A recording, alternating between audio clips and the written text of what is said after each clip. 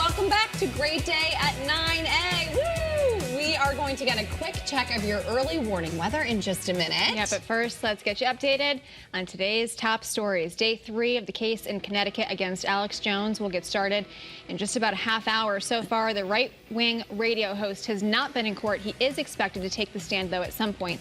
A jury is deciding how much money Jones will have to pay after spreading lies and conspiracy theories about the shooting at Sandy Hook in Newtown 10 years ago. And school districts can now apply for part of a new $150 million fund in state money for some upgrades. Governor Ned Lamont just announced the funding, and the deadline for schools to apply is December. People in London have been lined up for hours paying their respects to Queen Elizabeth II as she lies in state at Westminster Hall. Nearly 1 million people are expected to see the Queen before her funeral, and the services are Monday morning at 6 a.m. Eastern time. So that's our time, and we'll have coverage of that Monday morning.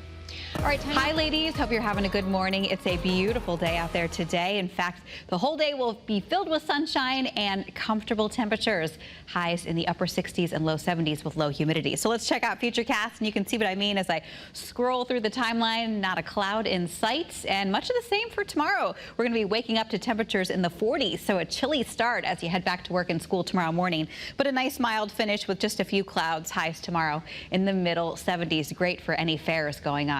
Here's a look at today. Lots of sunshine by lunchtime today. Good idea to maybe take a walk outside or take your lunch break outside. Back down to the 60s tonight at 7. And then here's a look at your 3-day forecast. Again, today is sunny and pleasant. Highs in the low 70s. For Friday, a chilly start, but a mild finish. Mostly sunny skies. And the weekend looks good, too, especially Saturday. Plenty of sunshine and a little bit warmer with highs in the mid to upper 70s. Back to you. All right, thanks, Melissa. 9:34 here on your Thursday. Students in our state now about a couple weeks into a brand new school year. And experts say right now is definitely the time to get a full picture of your child's mental health as well as their physical health. All right, psychologist and director of the Center for Gender Health at the Institute of Living, Dr. Laura Saunders, is here this morning to tell us why. Good morning, Dr. Saunders. Happy Thursday.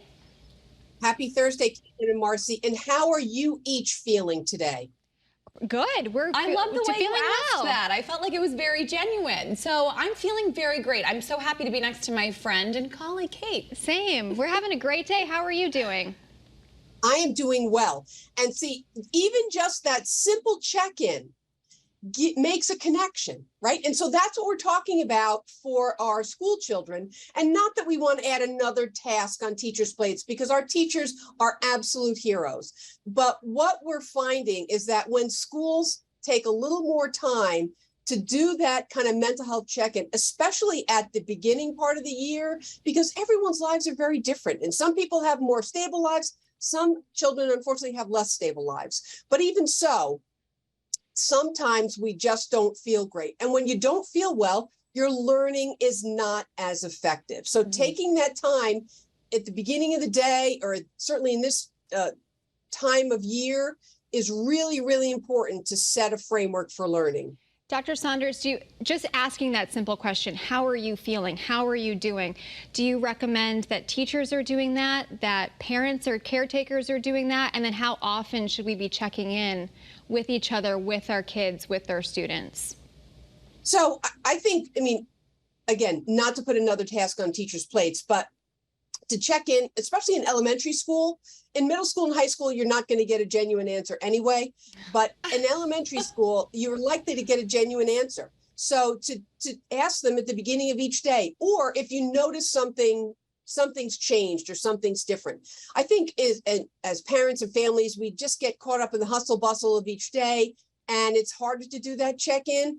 But certainly if you notice a change, but realize that the more you can just genuinely check in and want to know how someone's doing, it creates that sense of connection. And in school situations, it is going to help increase the motivation for learning, because elementary school children, as a general rule, want to do well and want to please their teachers. And the more you can create that connection, the better. Yeah, I like that. And I think maybe you can tell me if that's incorrect, but does it create a habit so that maybe when they are in those middle school and high school years that they're more likely to then give you a genuine response if they've got that habit built with people that they trust? Yeah, that would be the start of it. I think what happens as a process is we begin to internalize it, right? So I don't expect anyone at the start of my day to ask me how I'm doing. And I mean, it might be nice, but, but I do check in with myself. How am I feeling today? What do I have on my schedule? What do I need to do to manage that? So that it becomes more of an internal check-in. So yes, it does become a habit. And the better we can connect and identify with how we feel, it just makes things a little bit easier. All right, so a hypothetical for you. Let's say you check in and your child is obviously struggling or says that, and you don't really know where to turn. What are some of the resources that we can utilize to help our children? Well, if everyone has a bad day. So having a bad day is not necessarily a reason to take it to the next level. What I'm looking for is a pattern of bad days or a significant change in behavior. So it's day after day that your child doesn't want to do what they typically do. Their energy seems to be significantly reduced. Their eating habits have changed, right? So once I've seen this as more as a pattern, I really like to start with either your pediatrician or your school support personnel, because you can also really get good corroborating information from your school support personnel.